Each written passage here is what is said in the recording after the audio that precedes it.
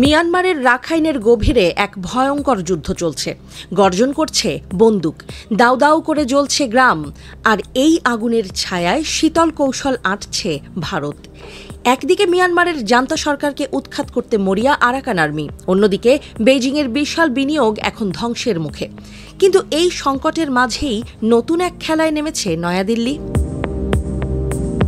2023 সালের শেষ দিকে বিদ্রোহী আরাকান আর্মি রাখাইন প্রদেশের অধিকাংশ এলাকা দখল করে ফেলে।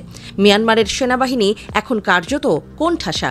তাদের সবচেয়ে গুরুত্বপূর্ণ ঘাঁটি এখন কিয়াউক পিউক অর্থনৈতিক অঞ্চল, যেখানে চীনের বিলিয়ন ডলারের প্রকল্প, গভীর সমুদ্র বন্দর এবং চীন মিয়ানমার অর্থনৈতিক করিডোরের গুরুত্বপূর্ণ অংশ অবস্থিত।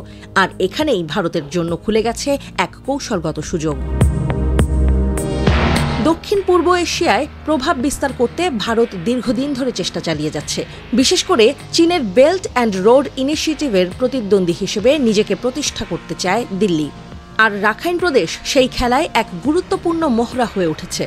ভারতের অন্যতম বড় চিন্তা ছিল, চীন যদি কিয়াউক পিউতে গভীর সমুদ্র বন্দর স্থাপন করে তবে বঙ্গোপসাগরে তার শক্তি বেড়ে যাবে। এর ফলে ভারতীয় নৌবাহিনীর উপর চাপ সৃষ্টি হবে, যা দিল্লি কিছুতেই মেনে নিতে চাইবে না।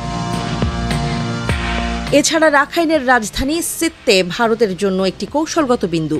ভারত ইতোমধ্যেই সিত্তে বন্দরের উন্নয়ন প্রকল্পে বিনিয়োগ করেছে এবং মিজোরামের কালাদান মাল্টিমোডাল ট্রান্সপোর্ট প্রকল্পের মাধ্যমে উত্তর পূর্ব ভারতের সঙ্গে সরাসরি সংযোগ স্থাপনের পরিকল্পনা রয়েছে। কিন্তু চীনের উপস্থিতি থাকলে এই পরিকল্পনা ধাক্কা খাবে। খোলাখুলি কিছু প্রকাশ না হলেও সাম্প্রতিক ঘটনাগুলো স্পষ্ট ইঙ্গিত দিচ্ছে যে ভারত আরাকান আর্মির পেছনে রয়েছে। রেডিও ফ্রি এশিয়ার এক প্রতিবেদনে দাবি করা হয়েছে, আরাকান আর্মির সঙ্গে ভারতের কিছু পক্ষের গোপন যোগাযোগ রয়েছে। ভারতীয় গোয়েন্দা সংস্থা রয়ের মাধ্যমে তাদের কিছু সামরিক সহায়তা দেওয়া হচ্ছে বলেও ধারণা করা হচ্ছে। এর অন্যতম কারণ, মিয়ানমারের সামরিক জান্তা সরকারের সঙ্গে ভারতের সম্পর্ক বরাবরই জটিল। ভারত একদিকে জান্তাকে সমর্থন জানালেও অন্যদিকে বিকল্প শক্তি হিসেবে বিদ্রোহী গোষ্ঠীগুলোকেও কাজে লাগাচ্ছে। বিশেষ করে চীনের আধিপত্য কমাতে বিদ্রোহীদের সঙ্গে ঘনিষ্ঠ সম্পর্ক রাখার কৌশল নিচ্ছে দিল্লি। যদি কিয়াউক পিউ আরাকান আর্মির হাতে পড়ে তবে চীনের বিলিয়ন ডলারের বিনিয়োগ কার্যত ধ্বংস হয়ে যাবে। চীনের জন্য এই অঞ্চল অত্যন্ত গুরুত্বপূর্ণ, কারণ এখান থেকে সরাসরি ইউনান প্রদেশ পর্যন্ত গ্যাস ও তেলের পাইপলাইন বিস্তৃত রয়েছে। বেইজিং যদি এই অঞ্চল হারায় তবে তা কেবল অর্থনৈতিক নয়, সামরিকভাবেও বিশাল ধাক্কা হয়ে দাঁড়াবে।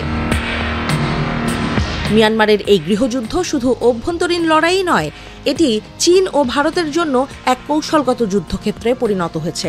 ভারত এই সুযোগ কাজে লাগিয়ে নিজের প্রভাব বিস্তার করতে চাইবে, আর চীনও সহজে ছেড়ে দেবে না।